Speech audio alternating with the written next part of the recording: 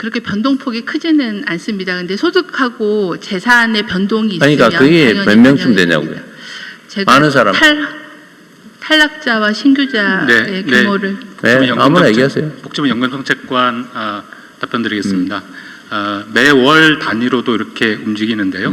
그렇게 연간으로 한 4, 5만 명 정도가 탈락하고 다시 들어오고 이런 구조입니다. 네. 4, 5만 명 중에서 들어가는 사람이 한 2만에서 2만 5천, 나오는 사람이 2만에서 2만 5천 그런 거예요? 아닙니다.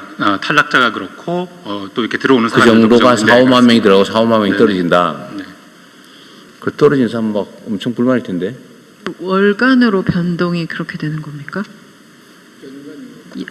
연간입니다. 네, 연간이겠지. 월간 단위로 이렇게 계속 변동이 월간 단위로 일어나고 변동을 하는데 네. 매월 한 번씩 변동을 시키는데 연간 4, 5만 연간 명 정도가 그렇다는 탈락하거나 탈락하고 4, 5만 명 정도 새로 들어간다. 네, 맞습니다. 그 상위에서 그러겠죠. 맨날 그렇게 4, 5만 명이 들어가고 나가고 한다면 좀 여지가 좀 있네요.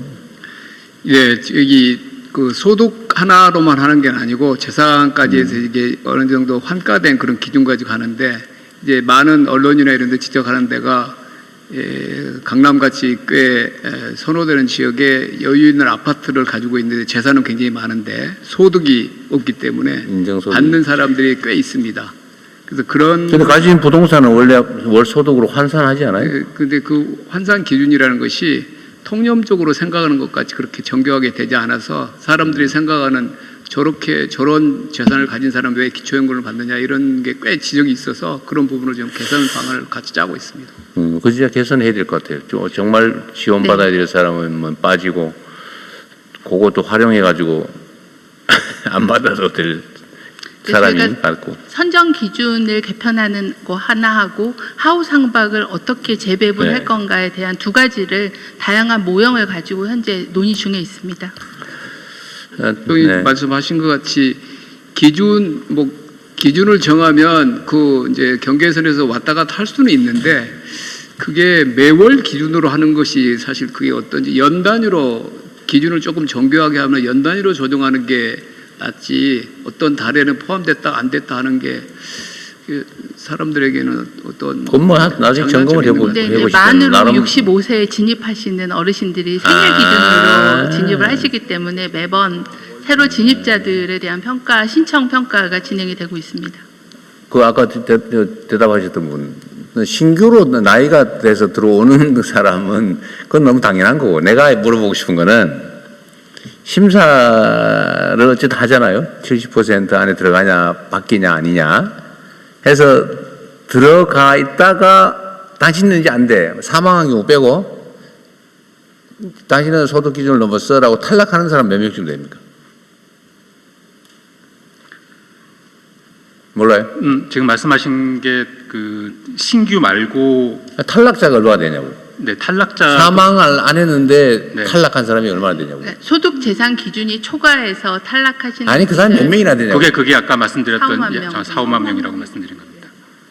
4, 5만 명이 탈락을 하고 그런데 새로 나이가 돼서 들어오는 사람을 포함해서 새로 들어오는 사람이 4, 5만 명이다. 신규 나이와 그러니까 탈락한 사람들은 이제 사망자도 있고 또 아닌데 자꾸 얘기를 이상하게 모르면 모른다고 하고 나중에 주세요. 야, 사망자 빼고 하라고 분명히 얘기했잖아. 자꾸 사망자를 넣어요. 자신 있어요 그 숫자? 내가 좀 이상해서 그래 그게. 그러니까 매년 변동을 사유에 따라서 어느 정도 규모로 변동하는지 통계를 확인해서 별도로 보고 드리겠습니다. 대충이라도 알면 되지 뭐 아무렇게 얘기하면 안 되죠. 탈락자 그러니까 재산 평가가 변동이 돼서 탈락하는 사람 죽으면 당연히 대상이 제외지. 이거는 하나 말하는 소리고 사망한 게 아닌데 재산 상황이 변동이 돼서 나이로는 대상이 될 수 있는데 떨어진 사람이 몇 명쯤 될까 대충 4, 5만 명 뭐 그렇다 치고요. 그러면 이제 매년 나이가 한 살이 더 붙어가지고 네. 인구 비율로는 70% 아니에요 자오간에. 네. 그런데 노인의 몇 살부터 시작이죠? 65세입니다. 64세에서 65세가 되는 사람이 아마도 한 4, 50만 명 되지 않아요? 근데 그 중에 40~50만 명의 70%면 28만 명이 새로 대상이 될 수 있는데, 네. 근데 4~5만 명이 늘어난다고? 그 말이 안 되잖아요, 이게. 그러니까 대통령님 사회복지정책실장입니다. 지금 그 4~5만 명이라는 거는 그 신규가 아니고 이미 들어와 있는 그러니까, 분들 말이 왔다 중에서 갔다 해. 예. 그 보통 소득 재산이 변동되기 매월 그걸 조사를 합니다. 그때 그 이미 들어와 있는 분들 중에서도 1년치를 보면은 4~5만 명이 탈락된다는 그런 말씀입니다.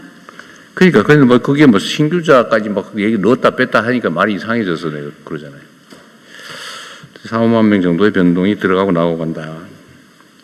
원래는 신규자가 늘어나고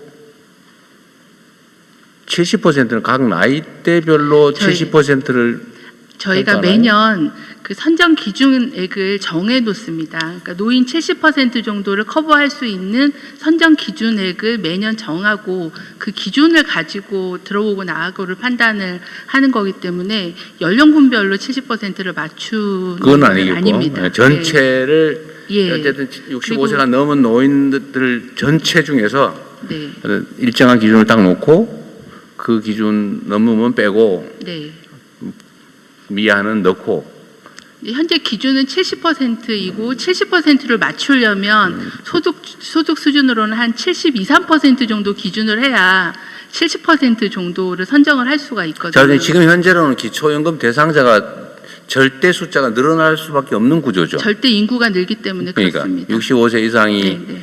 늘어나는 만큼 줄어들지 않을 테니까 계속 총량이 늘어나는 거죠. 어쨌든 알겠습니다. 어쨌든 노인 빈곤을 완화하기 위한 상위 70%에 올라가면 70% 중에 상위는 사실 노인 빈곤 대상은 전혀 아닐 네네. 테고 보통 노인 빈곤 노인으로 분류하는 적절한 선이 있을 텐데 네, 거기는 중위소득의 50%. 중위소득 50%면 인구 기준으로 하면 하위 몇 %쯤 됩니까? 절대 빈곤자는 절대 대충 빈곤자 한 20%, 30%, 40%? 한 40%.